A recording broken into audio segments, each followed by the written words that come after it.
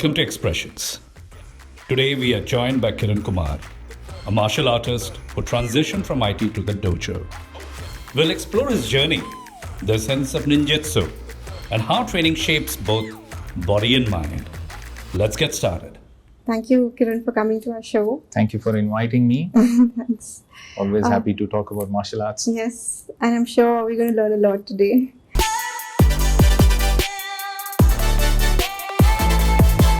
How do you see the state of martial arts? Is it advancing or declining? I think the opportunities to train martial arts is definitely way more today, and that's a good thing. And a lot more people have access to figuring out what different martial arts are about. There's a lot more content on the media, a lot more exposure. So I think it's good. But then there's also a difference in the way people look at the different martial arts. The traditional arts, I think they need a lot more coverage. The modern arts get coverage automatically because they have a sport format, a tournament format that already gets a lot of attention. But we should also try and focus a little bit on our traditional martial arts because that brings out a lot of our culture and of any culture, right? Like for me, I've learned a lot about the Japanese culture because of this martial art, which is a traditional Japanese martial art, right? So I think that's where we are today. When did you begin this and what drew you towards this as opposed to other activities in sports? So the reasons I got into martial arts had nothing to do with martial arts, actually. I was a techie and I was a typical programmer. The only thing I would do was program all day and come back home, go back, repeat, right? And at one point, I had this moment where I thought, what am I doing with my life? And then I had this conversation with a friend of mine and he said, let's do something, let's do some activity. And we started looking around and we looked at many things, right? The martial arts happened basically because at the same time, a senior from college called me up and he said, hey, I'm running martial arts class. Do you want to come and take a look? And I said, okay. So I turned up at the class more because I just wanted to see what this guy's been up to. And it was an MMA class. And I was in the warm-up session. I was halfway through the warm-up session when everything started going dark. And the instructor came to me and he said, you better sit down, you don't look so good. And I basically sat and watched class for the rest of the session. And it made me realize what my level of fitness was. I was just in my 20s, right? And this was worrisome. So I went back and I thought, okay, should I go back? There was a lot of apprehension going back. But then I had somebody in office, my project manager. I told him about this. I said, I went there and this is what happened to me. And he said, no, you should definitely go back. This is something you should do for yourself. So I went back. I started training.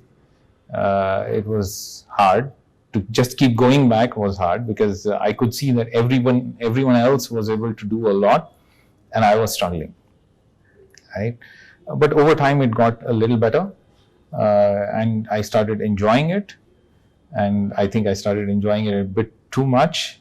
I ended up messing up my knee in the process, and it got to a point where I had to get a medical opinion, and the doctor said, you can't do anything except walk for the rest of your life. And I heard that and I was like, oh my God, that's not something I want to hear in life. And it doesn't look like you have a problem now. Now, right? But back then, because of the way we trained, it was a lot of physical movement, right? The focus was on physicality. And that, I think, took its toll on the body. And I eventually decided to get a second opinion from a doctor who used to treat more people training in martial arts. And he said, okay, I will not tell you to stop because I know you won't, but you need to do this and this and this, strengthen your knee and get better at it. So around the same time, we happened to shift from MMA to Ninjutsu. And once I started training Ninjutsu, all my problems went away because I think the foundation of ninjutsu comes from battlefield practices. Mm-hmm. And in the battlefield, you do not do things that injure you. You protect yourself, right? With the movements, with the practice, everything. Mm-hmm. That actually made things a lot better for me. In fact, when I was in MMA, I had trouble climbing stairs because I would get knee pain. And since I started training ninjutsu, I've not had that problem. And I've been able to do a lot more, Mm-hmm. right? So getting into ninjutsu happened because of all these circumstances. But once I got in, the things that happened in my life made everything better. Right? And eventually I started realizing that this is more about life than about just the fighting or the movement. And since then, I've been doing it without a break. I think it's been 17 years since then. Wow. And where did this journey of ninjutsu begin? Who did you learn it Right. under? So it began here in Bangalore. There was, as I mentioned, the MMA classes were being run by a senior of mine. Yeah. And he eventually did not continue with ninjutsu, actually. He was assistant instructor to another instructor, and they were running the classes. And eventually, the senior instructor there went to Japan, Okay. and he explored ninjutsu training with the grandmaster in Japan. Okay. When he came back, he said, "This is the one that I want to follow. I'm not going to do the MMA bit anymore." So I decided to follow his footsteps. Then eventually he brought his teacher from France, and we got to train with him. And Who's that's this how teacher in France? my teacher in France is Arnaud Kozerg. Okay. And he has been training under our grandmaster, Dr. Masaki Hatsumi, Okay. for more than 4 decades, I think. Right. So all of that knowledge, when we see the depth of how much they have done and how far they have gotten, I think it's a lot easier to then see what can happen within our lives. So from that point onwards, I think ninjutsu has been a part of my life. And I've even stopped thinking about reasons to go to class. It's like, I need a very strong reason not to go to class Yeah. now. But default is to go and train. So there are different forms of martial arts, right? Like you just mentioned MMA. Then there is BJJ, right? Brazilian. Then Jiu-jitsu. Yeah, Jiu-Jitsu. And then there is something from Israel, Krav Maga. Krav Maga. Then there is There's karate, taekwondo, Yeah, kung fu, yeah, and there's even Aikido. aikido, Aikido. aiki-jujutsu. Yeah. You have our own Kalaripaya too. Yeah. So many. Why ninjutsu, and what is the difference between the others and this? I think each martial art carries something from where it originated Mm-hmm. in terms of the geography and the culture, Okay. right? Like, very simple thing. If a martial art originated in a warm place where people wear lighter clothes, Mm-hmm. it's more likely to be a little more acrobatic. Okay.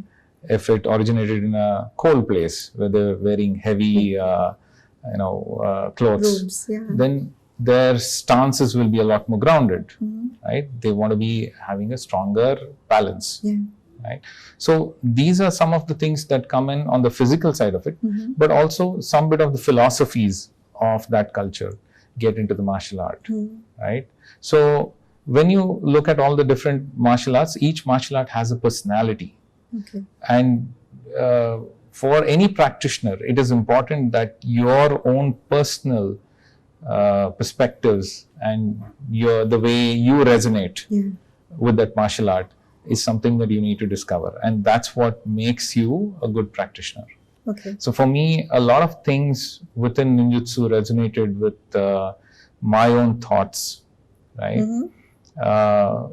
Mainly the idea that there is something beyond just the physical aspects, in ninjutsu. Like with MMA, what I found was because I already had knee surgery when I was in school, and then the other knee went out during MMA practice. So that got me a little concerned that I can't do this forever.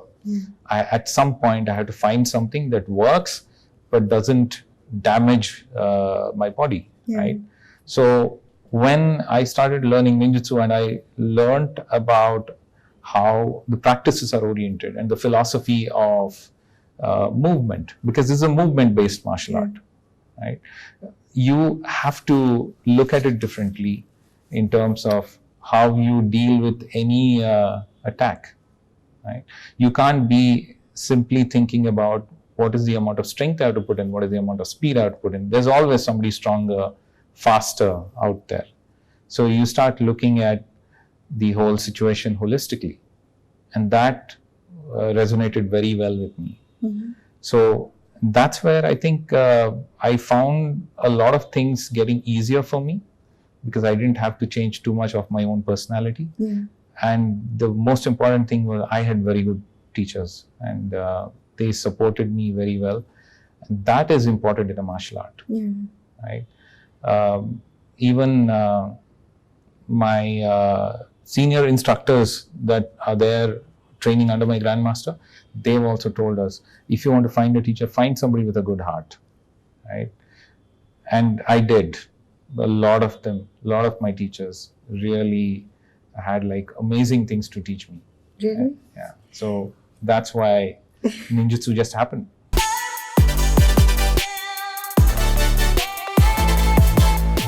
So you had the opportunity to train under the grandmaster. Yes.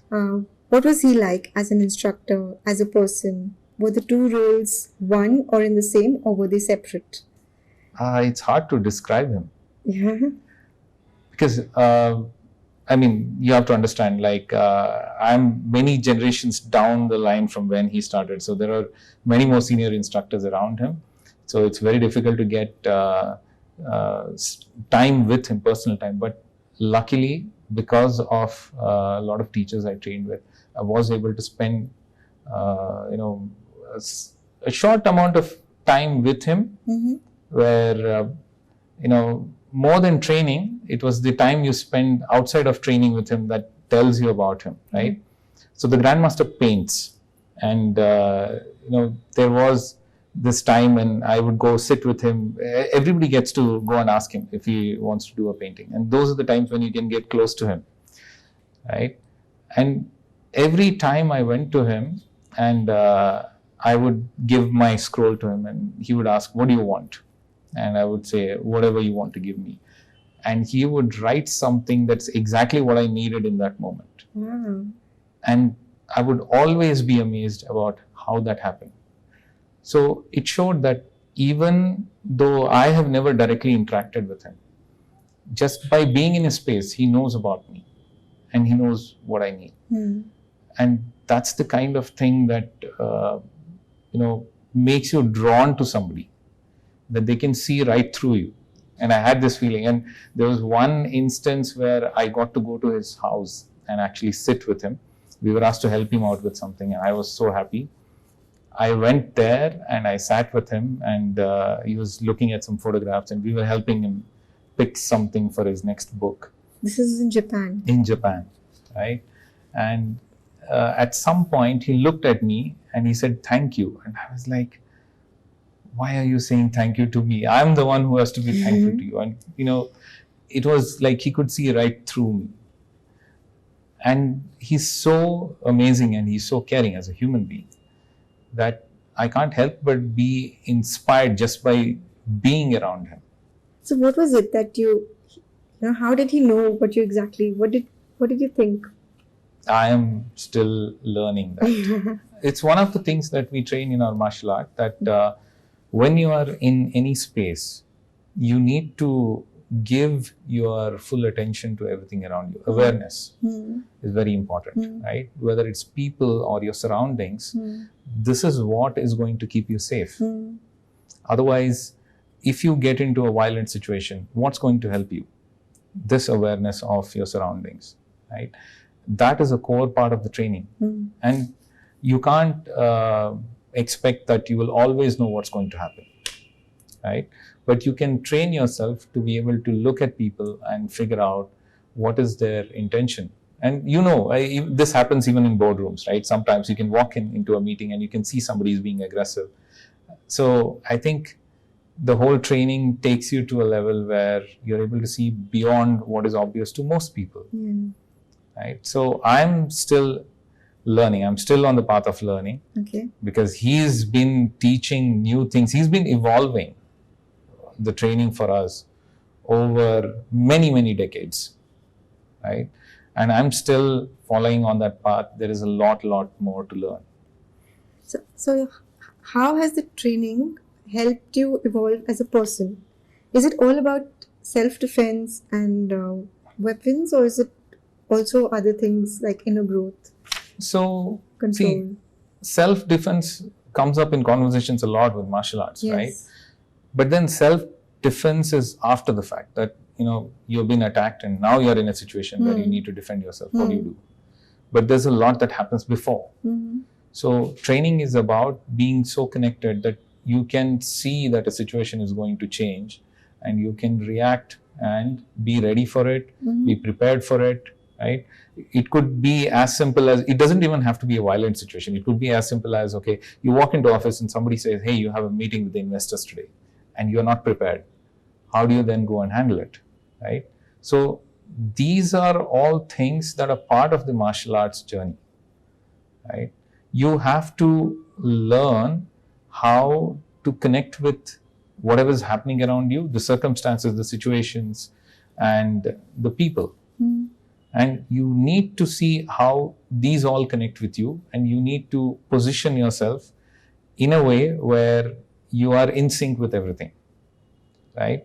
So a lot of this helped me evolve from where I was in my professional journey, for example, because I used to be a programmer. My job was simply coding, and I enjoyed coding at that time. And I didn't think I could do anything beyond coding. I didn't want to, actually. I didn't want to work with people. I didn't want to run a company, none of that.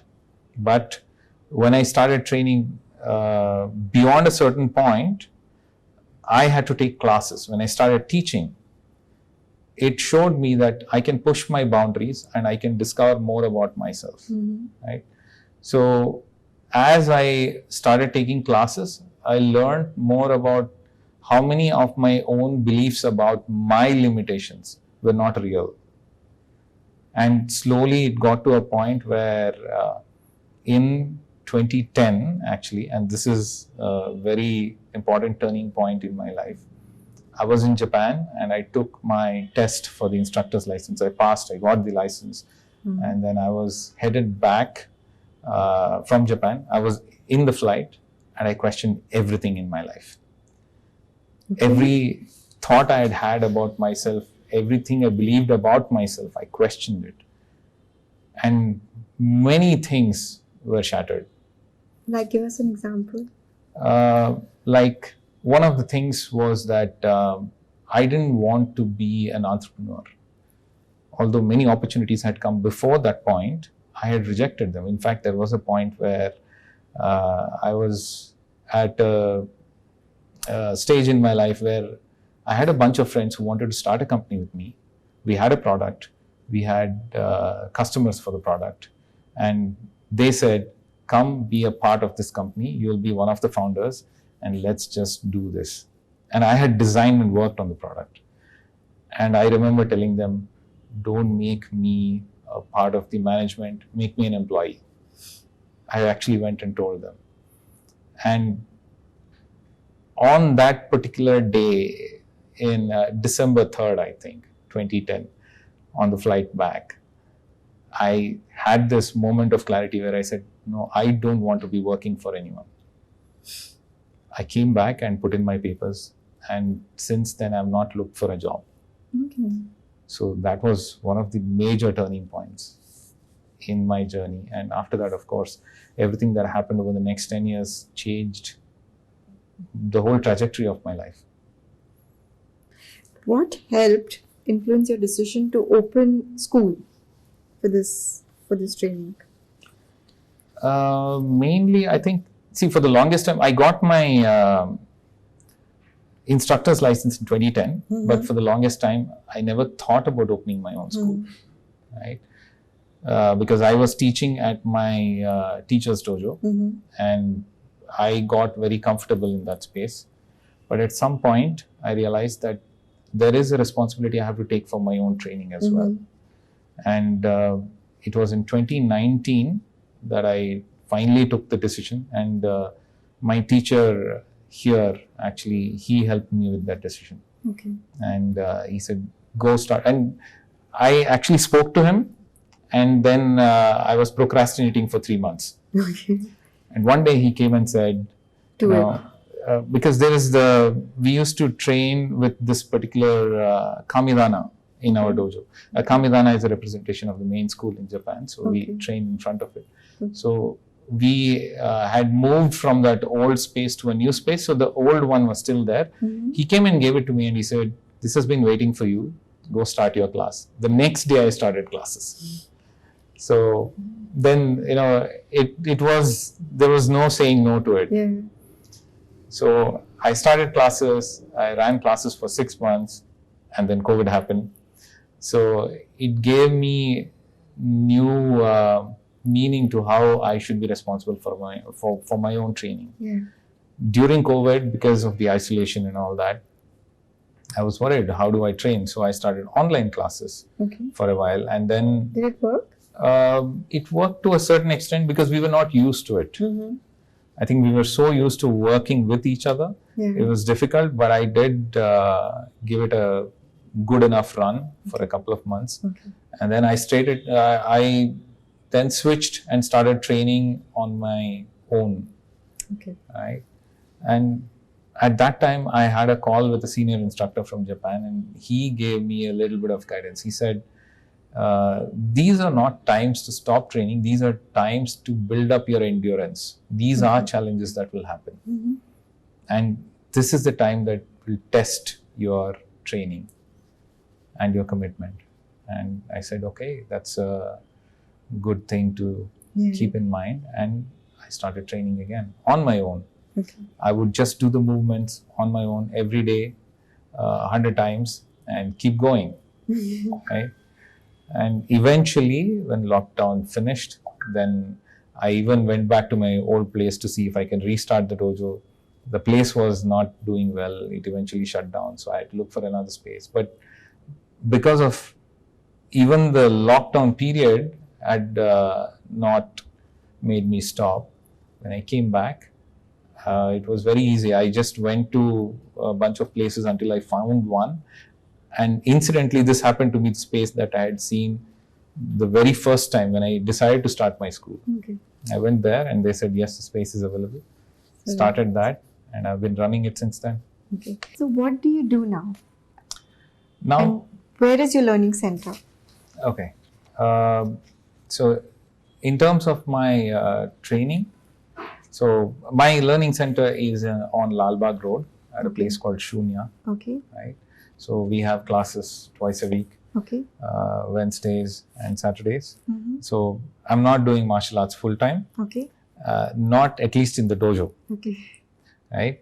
I run a company of my own. Company is based out of New York. And I'm still on the tech side of things, as you can see, but as an entrepreneur. Right? And I also work more with the people side of things, both in the martial arts dojo and in my work as well. That's the difference that's happened now. So the dojo is sort of where I do my experiments with myself to learn more about myself, and my job is where I apply it.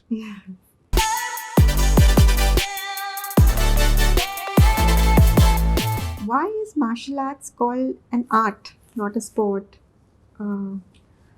It's a very good question. So sports runs by rules, right? There are certain constraints within which you have to do whatever you do in a sport. And there is a validation that happens as there is a referee or a judge.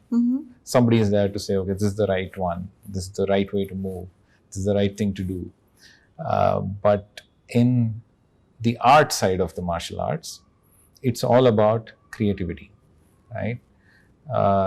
So can you do a movement today that you have never done before? Can you deal with a situation today that you have never encountered before? That's what differentiates the art from the sport. So with the martial art, what we train certain sequences regularly, but we also train to break those patterns. With a lot of traditional martial arts, you would have heard of these sequences that they do, right? Now, if you make those sequences as the only way you train, then they become your patterns, and anything outside of that might be not accessible to you. But if you train in a way where you use that as a foundation, you use the patterns to build up your own knowledge of your movements and your body and how your mind works, and then you start expanding it out to explore how you'd move. Probably if somebody who has not trained the same art comes and trains with you, or somebody new comes. This is very interesting, right? When we get new people in the dojo who come and they move completely differently, even they have no clue how they are moving, and then you start moving with them. You have to match their movement, right? That requires a lot of creativity.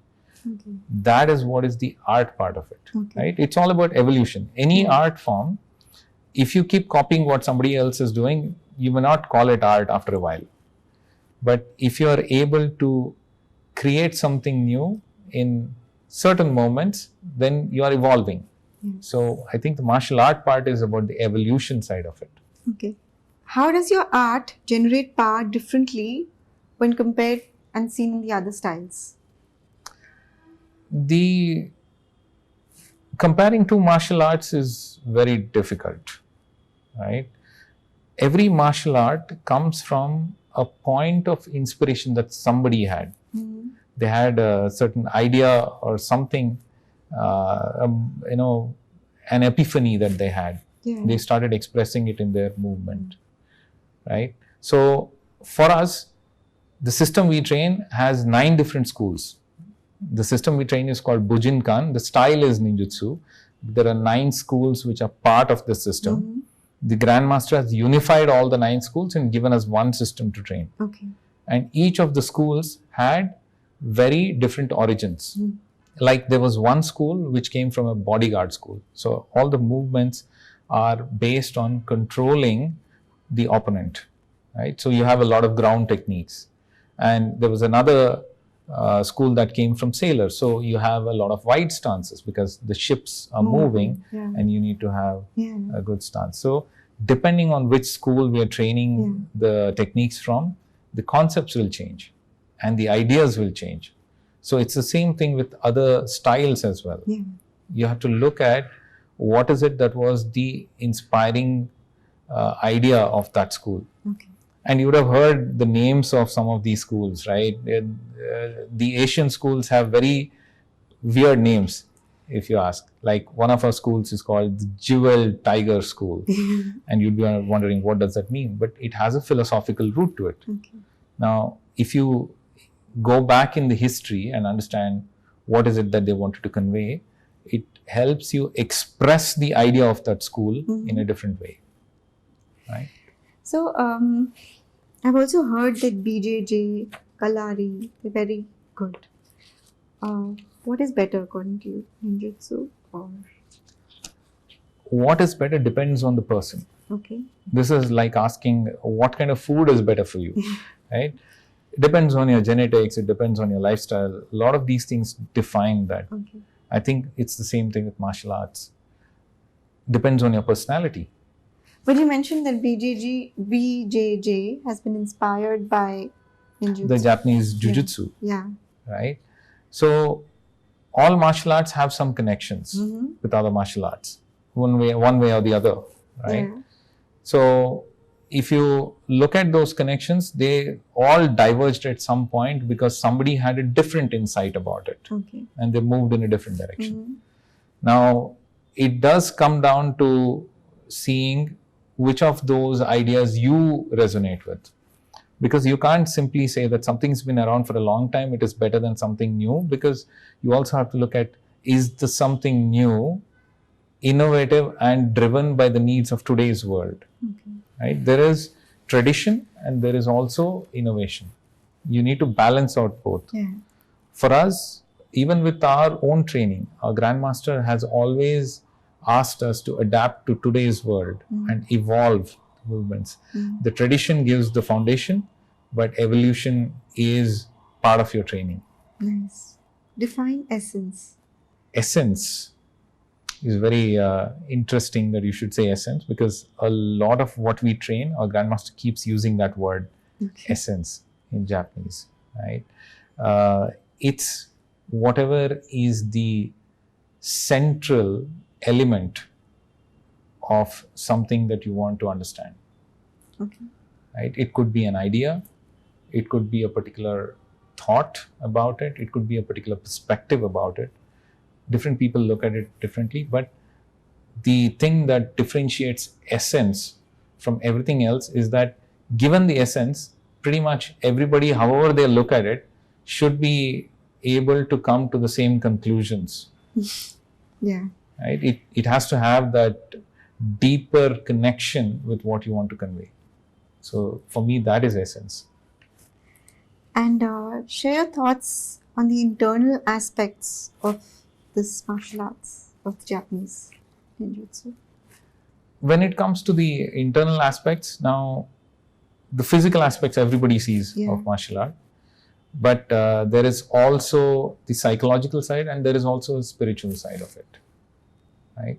So, for example, the simple thing that we do in martial arts, all martial arts have a stance, right? We also have what we call kamai. Kamai means attitude or posture or stance, right?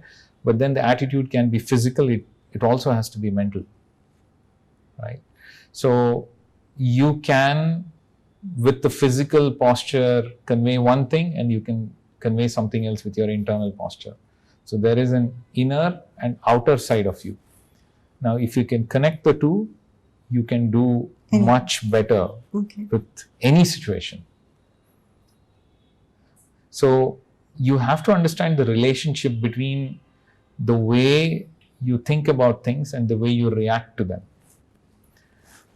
That's how you move in martial arts, right? If somebody is punching you, you can think of it as a punch, or you can think of it as being just somebody moving into your space. Just by saying those two things, your stance towards that changes. When I say punch, you're immediately threatened.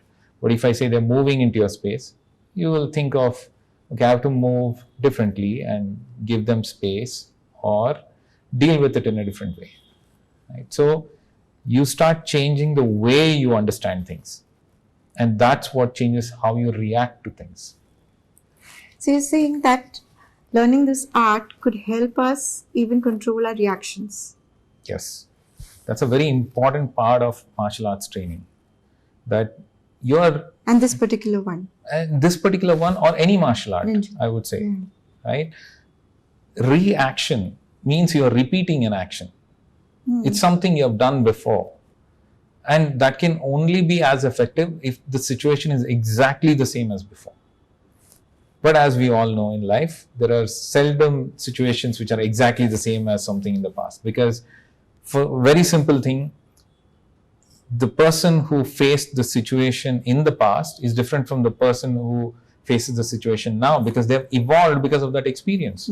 So it's not the same relationship you have with that same event, right? So accordingly, you have to evolve. And that's the idea that we train in martial arts, that you have to look at each moment differently. There are two important aspects to master this arts, this kind of art: softness and listening. Can you explain more?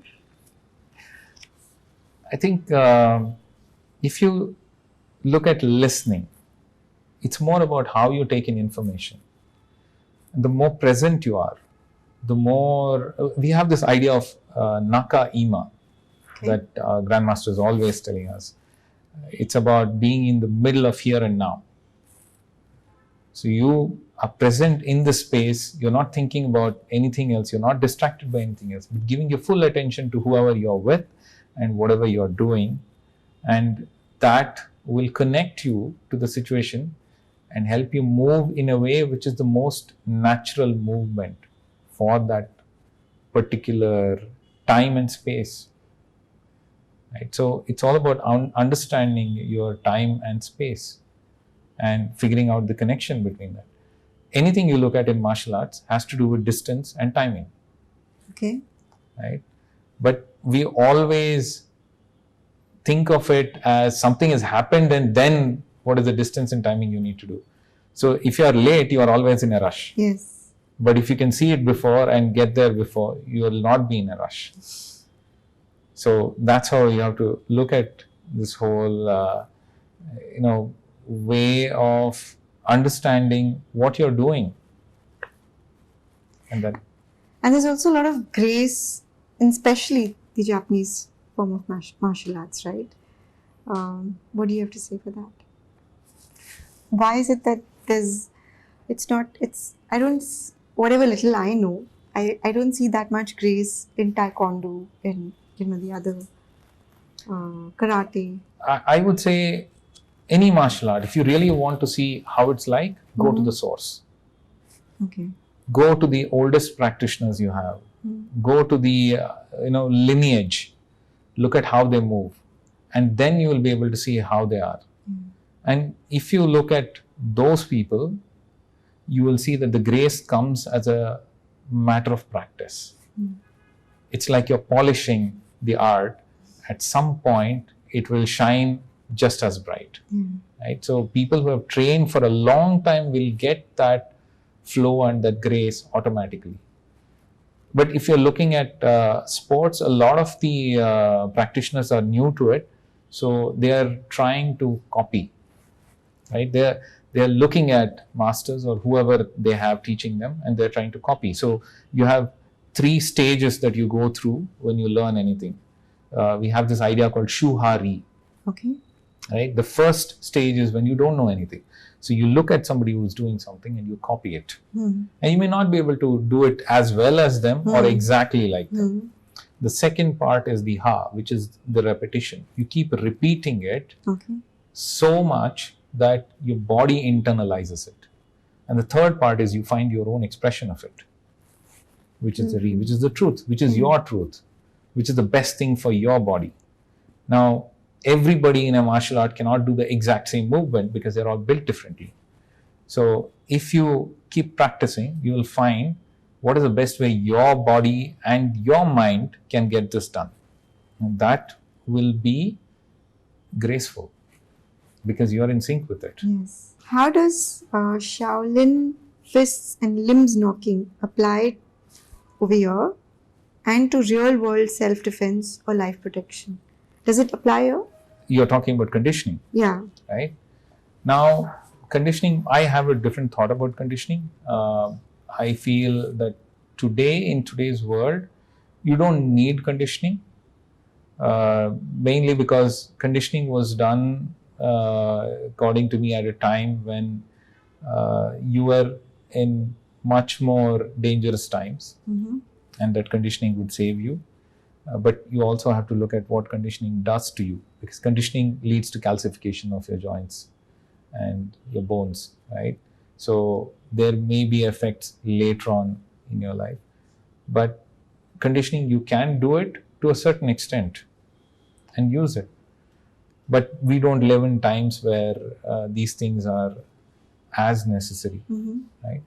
So do it in moderation is what I would say.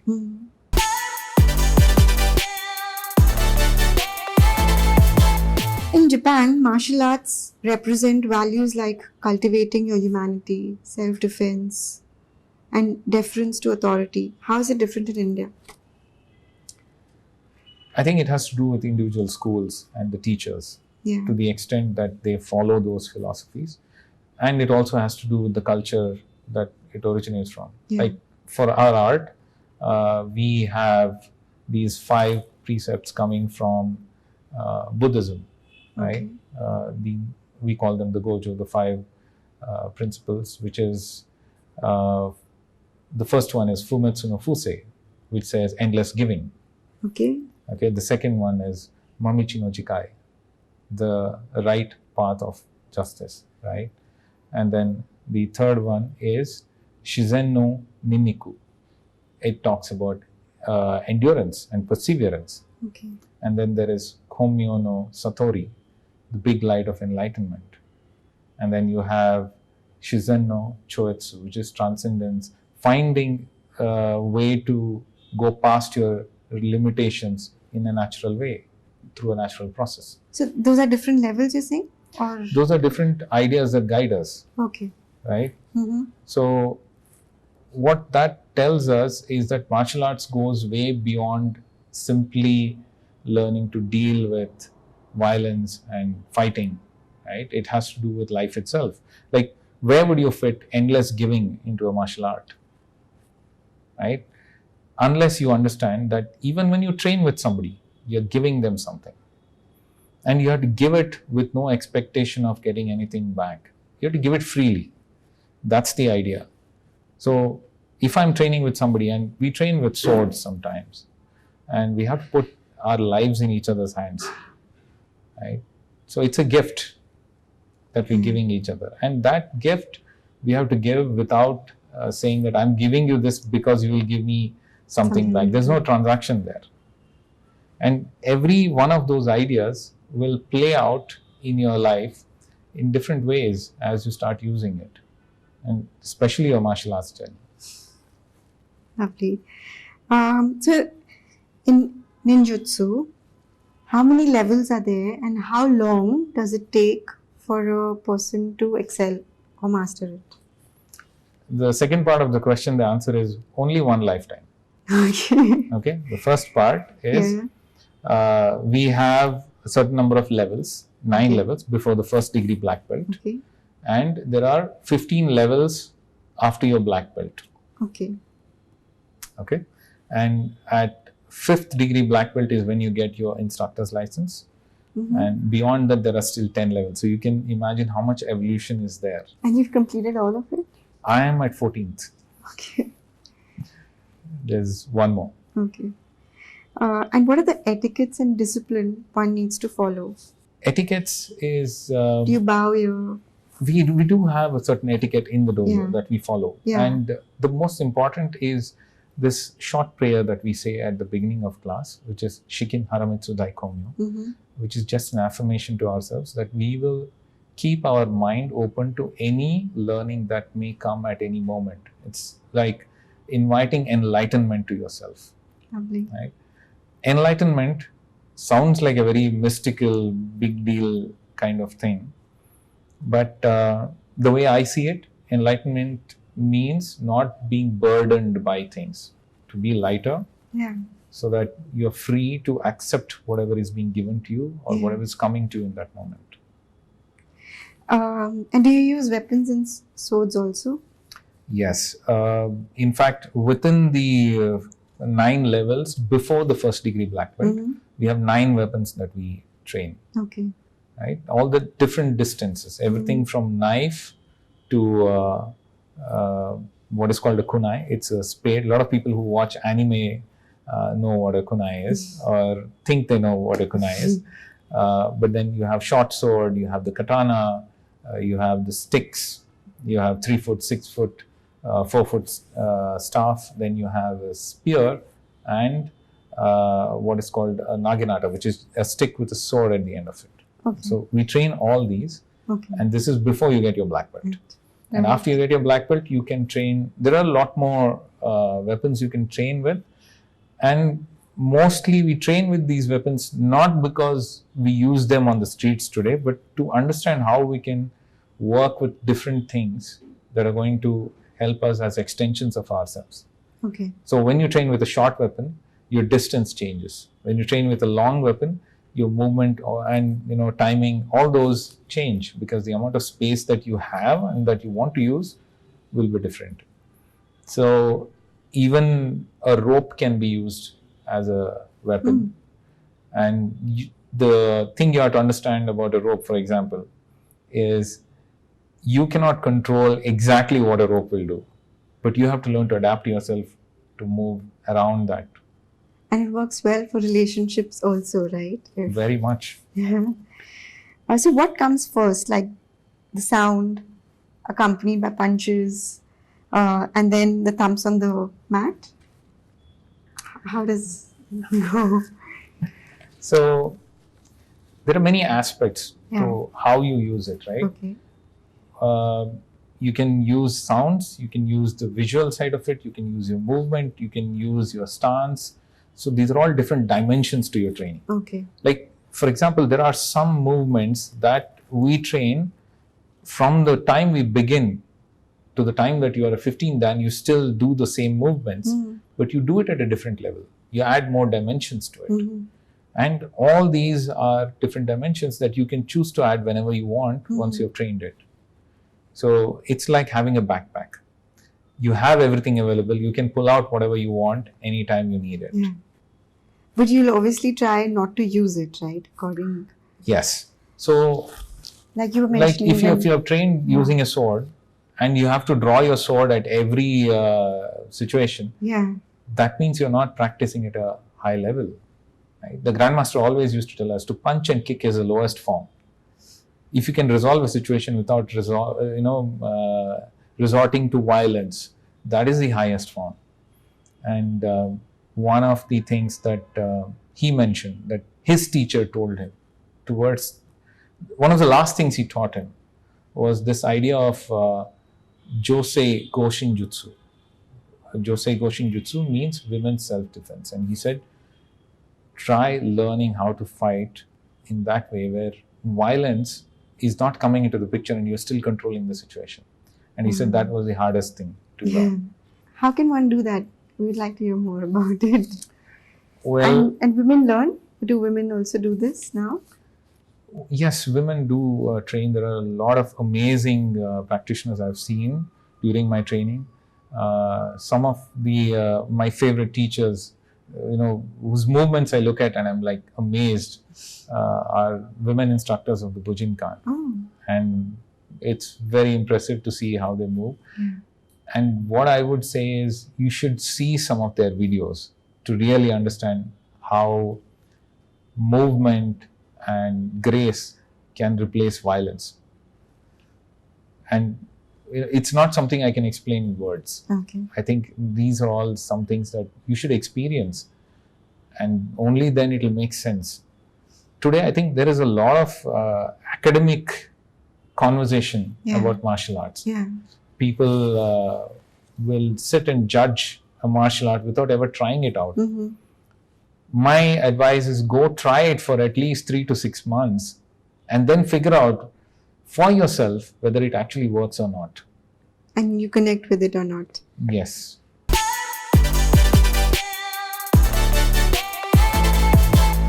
How important is it to train under a good master? It's the most important thing. This is what I've learned from my teachers. They've always said, train with somebody who has a good heart. Do not worry about what is the level of skill that they have. I mean, if they are at a high level, they are already having the skill, but it's important that they also lead you in the right direction. And that is the most important thing. Because if you do martial arts without having this compass to guide you, it's very easy to go down the wrong way.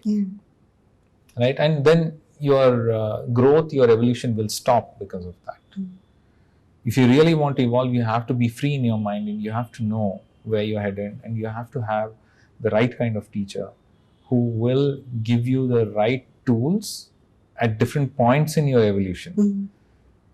You can't give an advanced technique to somebody who's not ready to understand it. Right? When they evolve to a certain level, then they're able to see the next thing. So you have to go through that progression.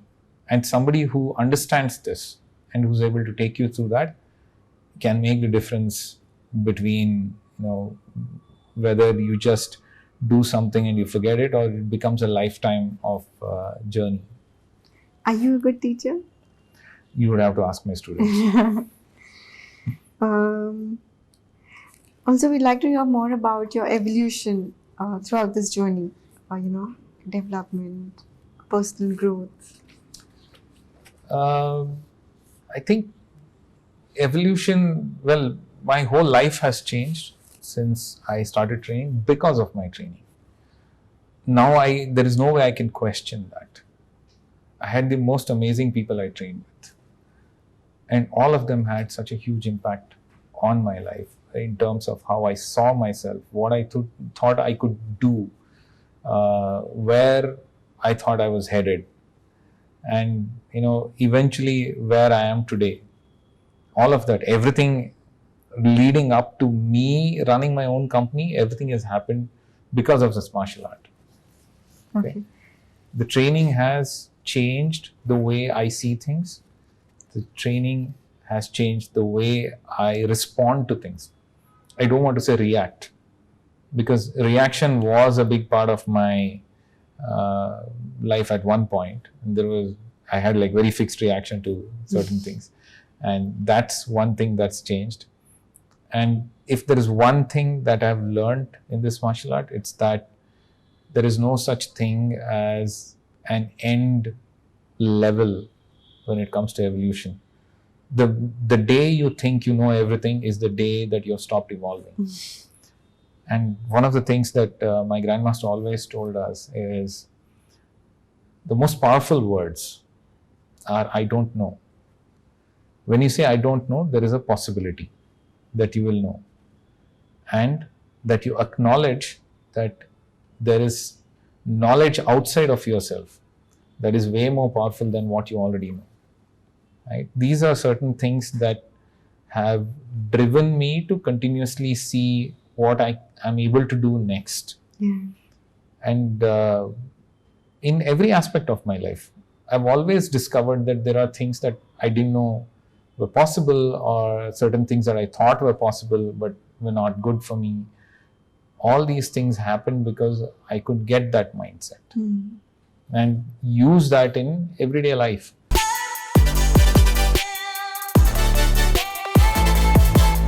Is ninjutsu all about just self-defense, control, balance? What is the order? And what's more to it? Ninjutsu can be used for all those things. Yeah.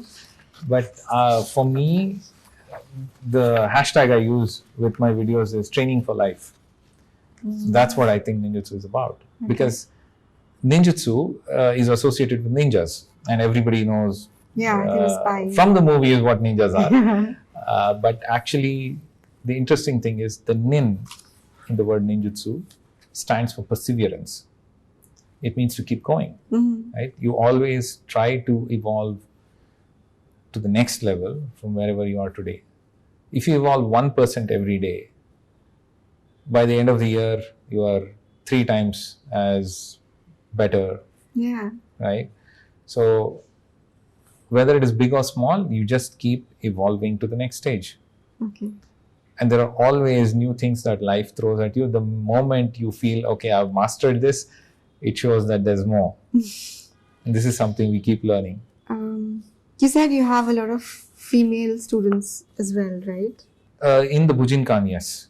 Okay. So, do most martial arts, they do not really prepare a woman to protect themselves on the street? Do you think so?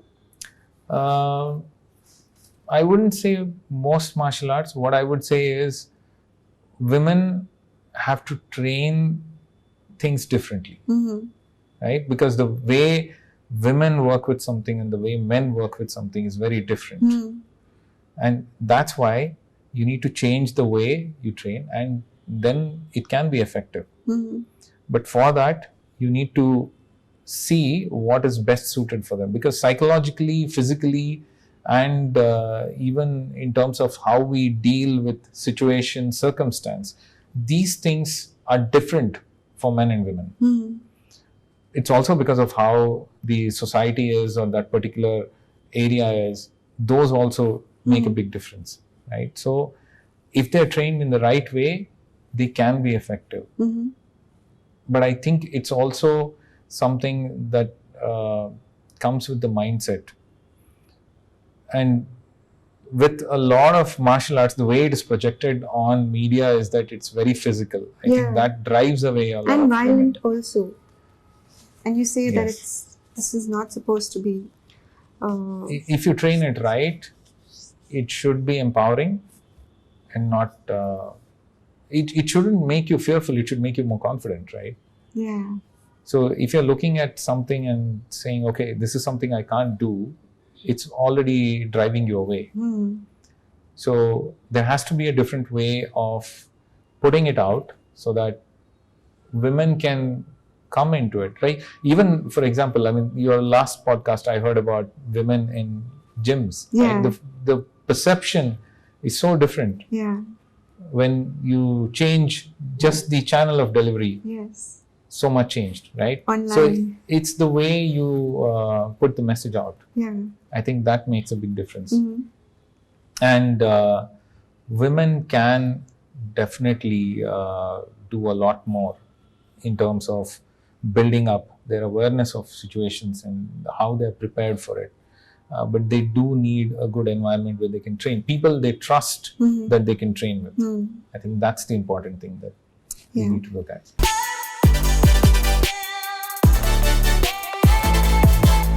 So when a person is faced with like a potentially dangerous situation, according to Ninjutsu, what moves is the first? I mean, is it fight back, like avoid confrontation, or self-defense? What is the Many philosophy? different options, right? Yeah. You could run, you could fight, you can scream for help, Yeah. you can do many things, Yeah. but there is no one answer. It depends, right? Like if somebody has a knife to your throat, screaming may not be a good idea because the person may panic and just do something. Yeah. But I think the main thing to understand here is, how do you understand the situation you are in? Can you Awareness. keep calm? Yeah. Can you keep calm and just look at everything, take in everything, and do the right thing at the right time? Do you know your options? Do you know where you are? Do you know what is available? Do you know who's around? Do you know how many of them can help you? These are certain things that we need to build awareness of. Awareness will go a long way in doing this, right? And always we speak about what can they do once they are in the situation, but there is a lot you can do before the situation happens. Simple things is, if you appear more confident, it can change your situation, right?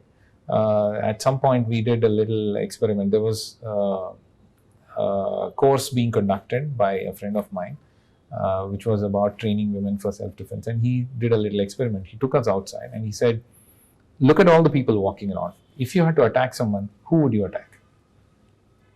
And everybody looks at the people who are walking around lost in thought, Not or confident. on their phones, or not looking very confident. The posture is slouched and all that. Yeah. So automatically you know that if somebody is aware, it's messy to approach them Yeah. directly. And if they're aware, more likely that they'll sense it, they'll move away. So these are some things simple things that we can do to train. I mean, if you think that self-defense is all about teaching people to become fitter and throwing punches and doing jabs and crosses and all that, sure, it can help, but it takes months and years to get good at that. Yeah. Right? You can't knock out somebody with a single punch. I mean, I can't even guarantee that I can knock somebody out with a single punch. I have seen people that I believe can do that, but that's like asking for a magical solution to a problem, right? But movement and awareness will go a long way in getting you there, right? A lot of it is also about being aware of your own actions. If you're going somewhere new, how much do you know about the place? right? Becoming a little more aware of it helps you figure Gain out control. and prepare. Yeah. So this sense of preparedness, so we have this word called zanshin. It's about ongoing awareness, right? It's not about being paranoid. It's not about seeing that there is a problem everywhere, but it's just about keeping your senses open and looking at everything that's happening and taking it in, and being ready, having the confidence to say, I will handle whatever comes my way to the best of my ability. Right? And this is something that we are taught in the martial arts training, that you have to have this state in your mind. Beautiful.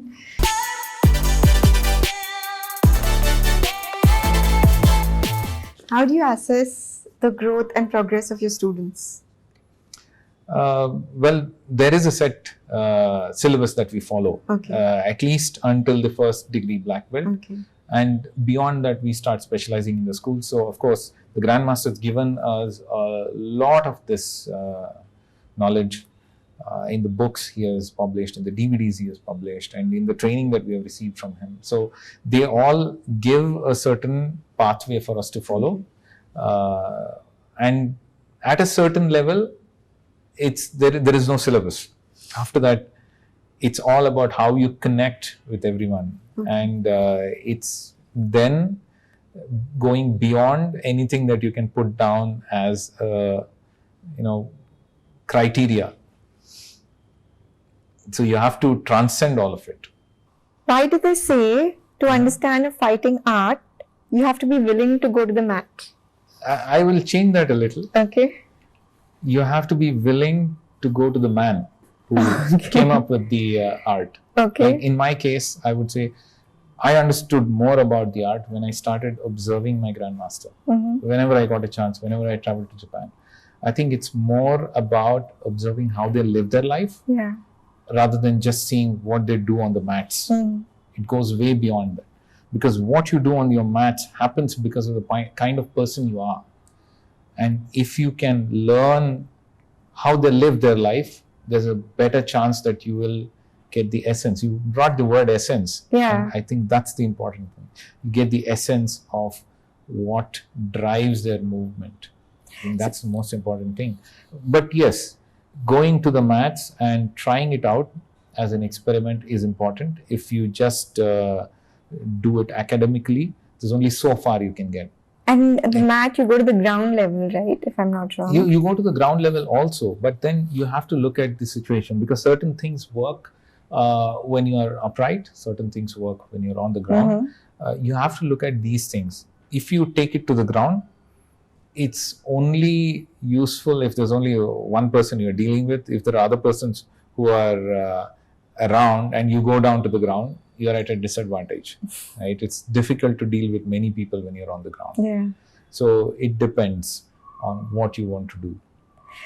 So suppose I have a situation where I have this bigger, taller person in front of me, and I was to follow the ninjutsu philosophy of art, where you don't use violence. So what should I do? What should I be doing? Depends on what he's doing. Okay. Are you sensing a threat from the person?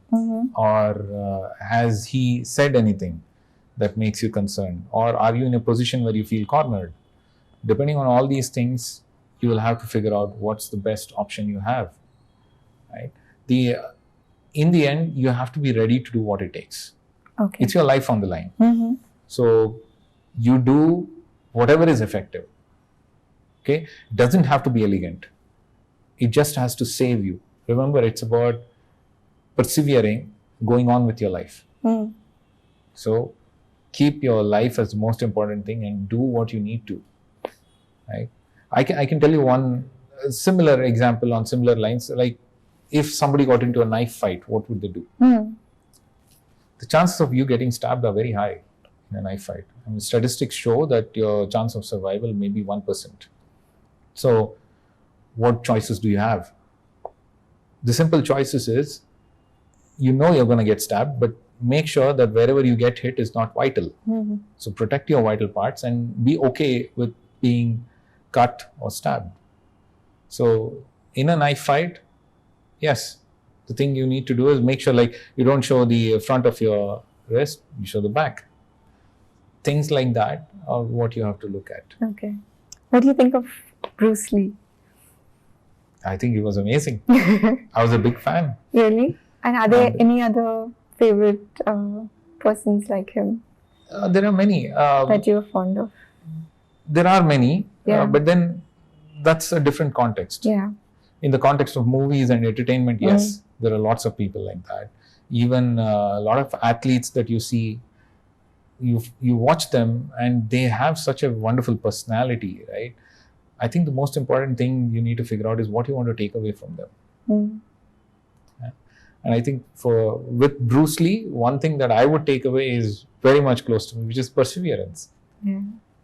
He went through so many tough times and he persevered, and he eventually got to the level where everybody knew who he was.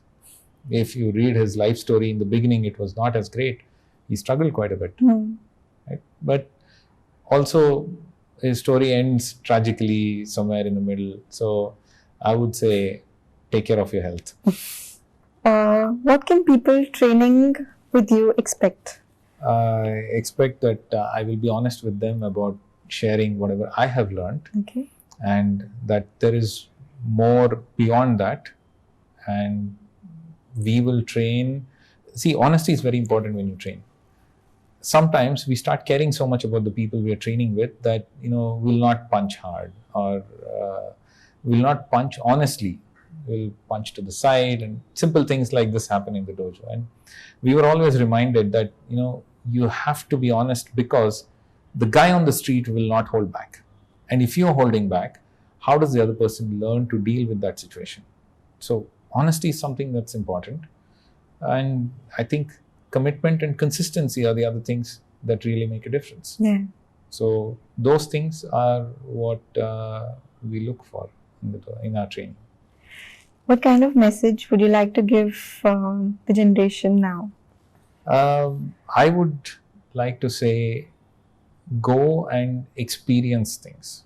I mean, not just martial arts, whatever it is, but within the confines of your awareness. Don't go into random things, but wherever you go, make sure you make a certain commitment to it, know what you are getting into, and go with the right intentions. And everything else will come as part of the experience. There's nothing like your own experience. I think a lot happens today because so much information is thrown at us, we start believing it. Yeah. Just because a certain person that we like or trust is saying it. Yeah. I'm not asking you to be distrustful, but I'm saying be a little more responsible for yourself. Yeah. To go and experience and verify things for yourself, especially the things that affect you. Right? So always have your inner compass guiding you, and know what that inner compass is. And that will take you to all the right places.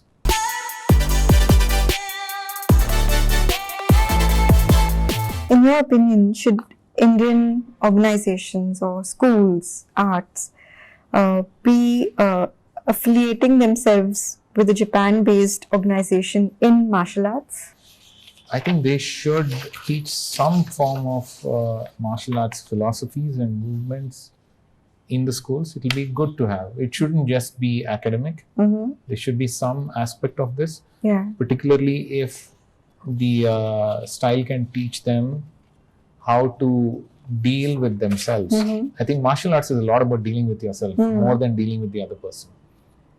A lot of people, when they come train with us, they find it difficult to face who they are rather than facing other people is a little easier in the dojo. Yeah. Right? But learning to accept what is it that you come with, that is a little difficult part. Because when you start moving, you start expressing yourself. And your expressions will bring out whatever is inside you. So what you fill yourself with is what comes out when you're under pressure. Right? So that is something that needs to be taught to younger people how to work with these things. I think a lot of it goes off into subjects and very academic book-based stuff, Yeah. which is good, which can be applied, but then you also have to teach them how to work with their own mind.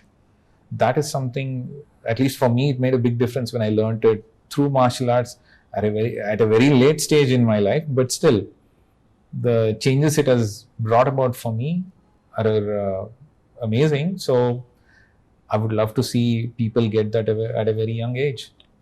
And it can be any martial art, but again, I think the schools will have to take the responsibility to make sure that it's the right kind of teaching Yeah. and the right kind of style that goes in. And I think it make a big difference. But no affiliation with the Japanese masters, like with that. No. You can. I mean, you'd have to approach all those masters, and you can get those in. And at the same time, I would also say there is martial arts here as well. Yes. One of the things that our grandmaster always reminds us, and when he does his paintings, he does a lot of Bodhidharma paintings. Okay. I don't know if you've heard of Yes. this story, right? Bodhidharma is supposed to be the person who took martial arts from India to China. So we Right. get a lot of those, and he keeps reminding us that this is where it came from. You guys should remember it, and you should keep those arts alive. And what comes from here is also as important as what we get from outside. We should not reject anything. I think the ultimate thing is to find within ourselves this way of accepting the things that are part of our world, right? So let's not draw lines saying only here or only there, but be open to both. Okay. Why not get all the different forms of martial arts into the lives of people so that they can figure out which one works for them. Okay. Thank you so much for giving us your time today. It was really insightful and a very positive session. Thank you very much. Thank you so much for inviting me, and it's lovely to get a chance to speak about my martial art. I hope that people find something useful in whatever I had to share. I'm sure. Thank you for watching Expressions. I hope this conversation has given you some insights into the world of ninjutsu and its philosophy. I will be back again with another episode soon to celebrate another style, success and substance with another celebrity. Thanks for watching Expressions.